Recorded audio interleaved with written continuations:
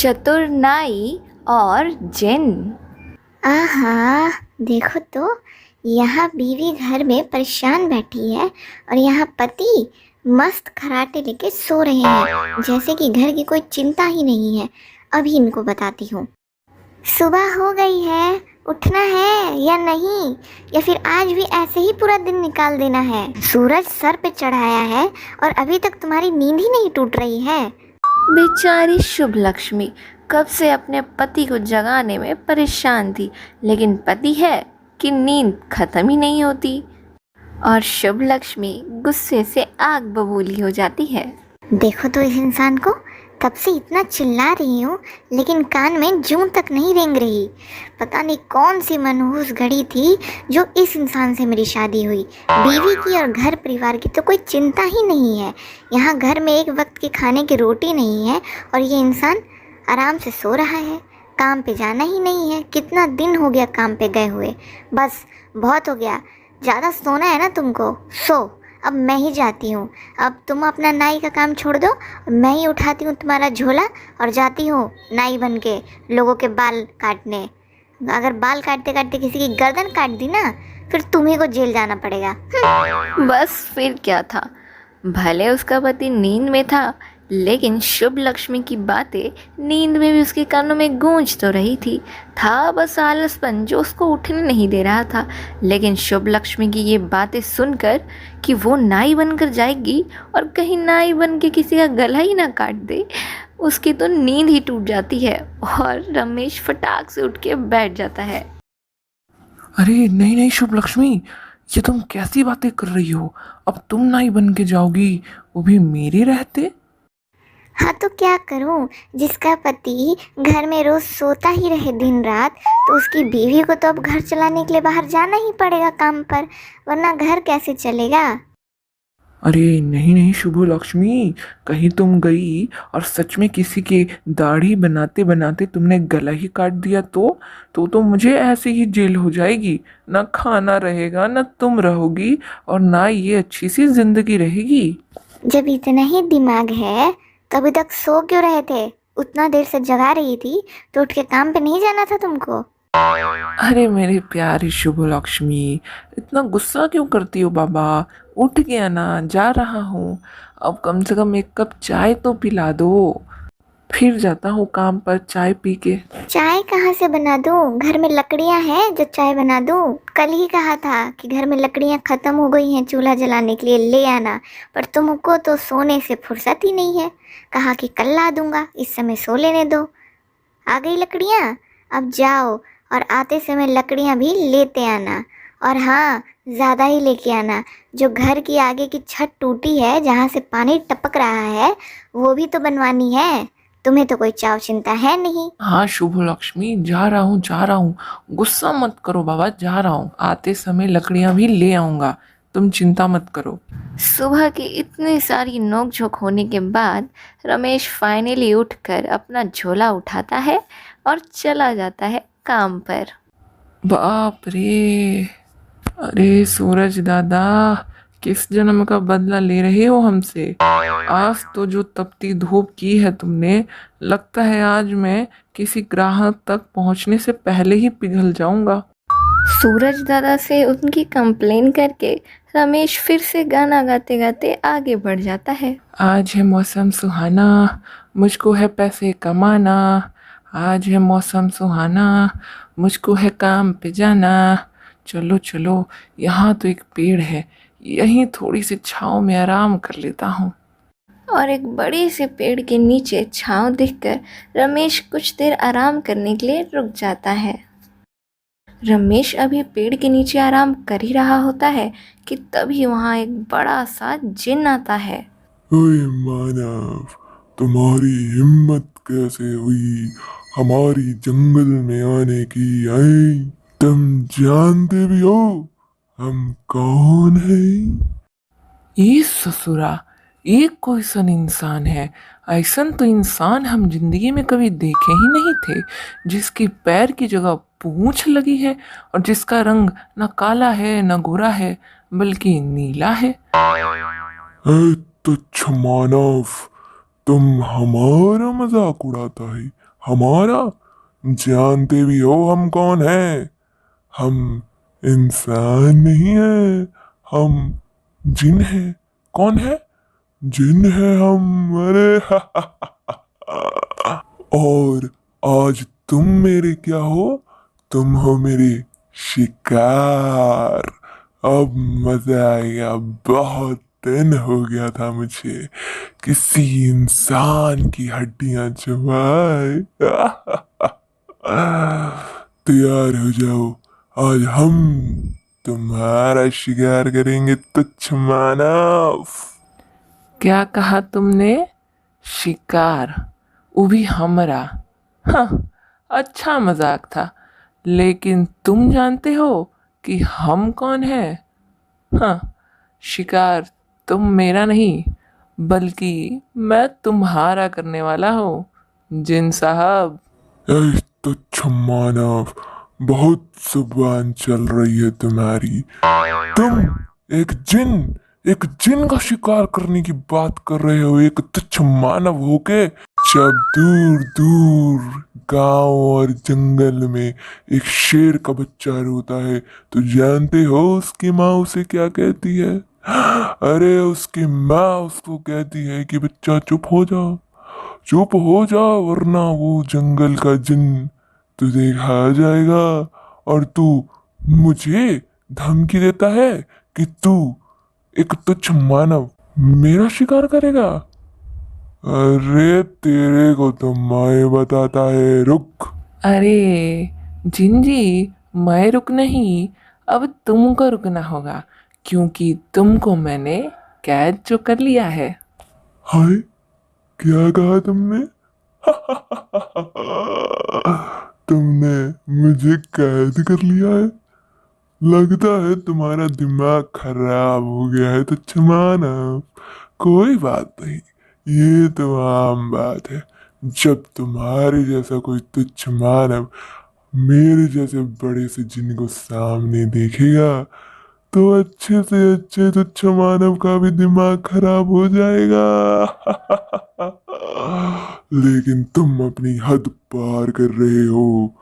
तुम्हारी हिम्मत कैसे हुई मेरे सामने ये बोलने का कि तुमने एक तुच्छ मानव ने मेरे जैसे बड़े से जिन्न को कब्जे में कर लिया है?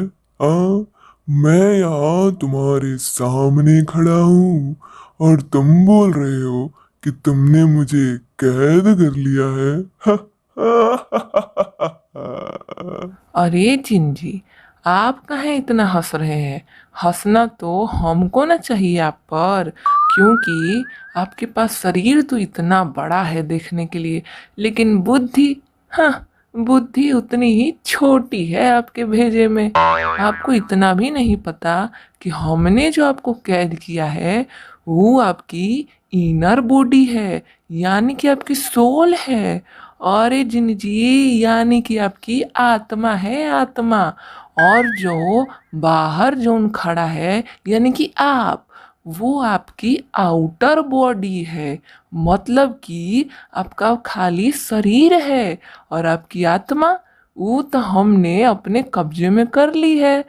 रमेश की ये बात सुनकर एक पल के लिए जिन तो हक्का बक्का ही रह गया। अरे ये कैसे हो सकता है? तुम्हारे जैसा एक तुच्छ मानव मेरे जैसे बड़े से जिन का आत्मा कैसे कैद कर सकता है भला?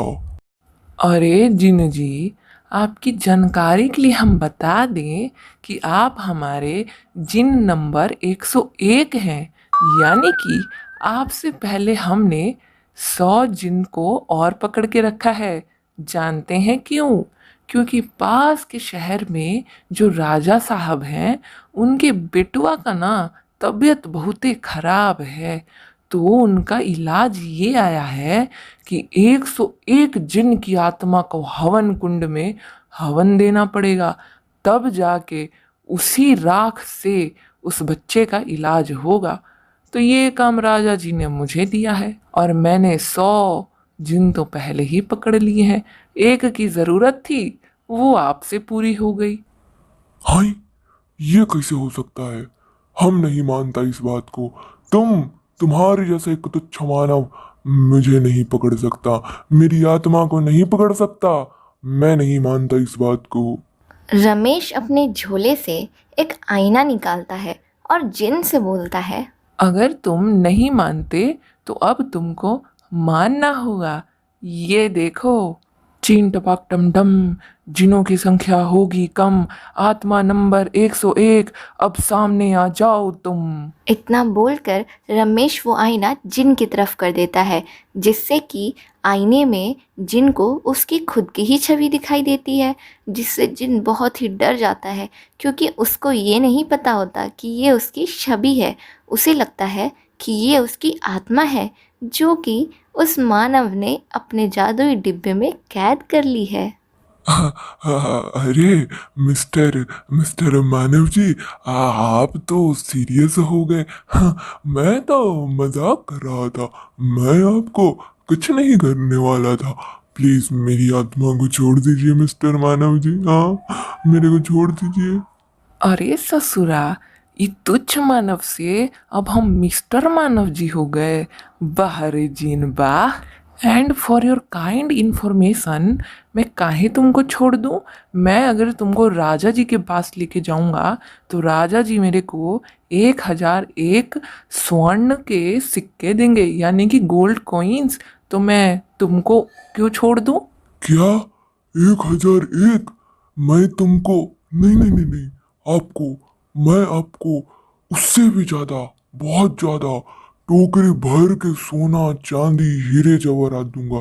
प्लीज मेरे को जाने दो, मेरी आत्मा को छोड़ दो मिस्टर मानव। वैसे डील तो तुम्हारी अच्छी है, हम सोच सकता हूँ इस बारे में। ठीक है, अब मैं जा रहा हूँ अपने घर। तुम आना वो सारे सोने के जवाहरात लेकर मेरे घर पे। ये पास ही में मेरा घर है। और हाँ, भागना मत। अगर तुम भागे तो याद रखना कि तुम्हारी आत्मा मेरे पास है। समझ गए? थोड़ी देर बाद शुभ लक्ष्मी, अरे ओ शुभ लक्ष्मी, जरा एक कप चाय तो लाना, मैं घर वापस आ गया। अरे कहाँ से लाऊं चाय? जब देखो चाय चाय। चूल्हा जलाने के लिए लकड़ियाँ बोला था ना लाने को, लेकर आए हो लकड़ियाँ? कैसे जलाऊं चूल्हा और कैसे लाऊं चाय? फिर से खाली हाथ चले आए। फिर से बोल दो कि कोई ग्राहक नहीं मिला, पैसे नहीं कमाए, काम भी नहीं किया, ना लकड़ियाँ लेके आए। तुमसे तो मैं एकदम परेशान हो गई हूँ। शुभ लक्ष्मी रमेश के आते आते ही रमेश पे चिल्लाने लगती है कि तभी वहाँ जिन आता है। अरे ये क्या चीज़ है? ये कहाँ से आया यहाँ पे? अरे मिस्टर मानव जी, आपने जो जो भी सामान मंगाया था वो मैंने ला दिया है, वहाँ आपके पीछे रखा है, देख लीजिए एक बार। पीछे मुड़ते ही ढेर सारे हीरे जवाहरात सोने देखकर दोनों चौंक जाते हैं। इतने सारे गहने और जवाहरात देखकर शुभ लक्ष्मी की आंखों में तो जैसे चमक ही आ जाती है। अरे मिस्टर मानव जी, अब तो आप मेरी आत्मा को छोड़ देंगे ना? हाँ हाँ हाँ, छोड़ दूंगा छोड़ दूंगा, पर उससे पहले तुम्हें मेरा एक और काम करना होगा। जाओ और जंगल से लकड़ियाँ लेकर आओ। और हाँ, याद से तुम्हारी आत्मा मेरे पास है, भूलना मत। जाओ अब और जल्दी लेके आना। थोड़ी देर बाद अरे मिस्टर मानव जी, देखिए आपने जो काम बोला था वो मैंने कर दिया है, लकड़ियां मैंने ला दी हैं। अब तो आप मेरी आत्मा को छोड़ देंगे ना? प्लीज छोड़ दीजिए अब। अरे हाँ हाँ, छोड़ दूंगा, लेकिन उससे पहले ज़रा मेरी जो छत है वो तुम ठीक कर दो।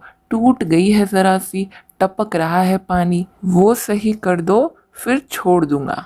ए तुच्छ मानव, तुमने तो हमको अपना नौकर ही समझ लिया है। अब हम लकड़ियां ले आया और अब हम तुम्हारा छत ठीक करेगा? हम जिन हैं, जिन। अगर तुम जिन हो तो मैं भी कौन हूँ ये भूलो मत। तुम्हारी आत्मा तुम्हें वापस नहीं चाहिए क्या? भूल गए क्या? वो मेरे पास है, अगर वापस चाहिए तो करना होगा। आत्मा की बात सुन के जिन तुरंत ही पलटी खा लेता है। अरे हाँ हाँ मिस्टर मानव जी, आप तो बुरा ही मान गए। हम जा रहे हैं ना, हम कर देगा, आपका छत भी ठीक कर देगा हम। जिन बेचारा छत ठीक कर ही रहा होता है कि तभी उसका एक और जिन साथी वहां से गुजर रहा होता है। अरे तुम यहाँ क्या कर रहे हो? वो भी इंसानों के घर पे आए। बेचारा जिन अपने साथी को सारी आप बीती सुनाता है। अरे तुम एक इंसान से डर गए, हाँ? बताओ क्या जिन बनोगे तुम? रुको, मैं देख के आता हूँ कैसे लोग हैं ये। अरे भैया भैया, संभल के जाना, वो आदमी ऐसा वैसा आदमी नहीं है। उसने मेरी आत्मा को पकड़ लिया है और उसने मेरे जैसे और भी 100 आत्मा को पकड़ा है। कहीं वो तुम्हें भी ना पकड़ ले, संभल के जाना। अरे तुम डरते होगे इन छोटे मोटे इंसानों से, हम नहीं डरते, जाना। रुको तुम यहीं, आते हैं हम, देख कर इन लोगों का दम। और इतना बोलकर दूसरा जिन बड़े ही जोश और कॉन्फिडेंस से जाता है उन लोगों की पावर चेक करने। सबसे पहले तो वो घर के अंदर देखता है कि आखिर घर में कौन है, और जैसे ही वो खिड़की से देखता है तो उसे दिखती है इंसान की बीवी यानी कि शुभ लक्ष्मी। आज तो खाने में मज़ा आ जाएगा।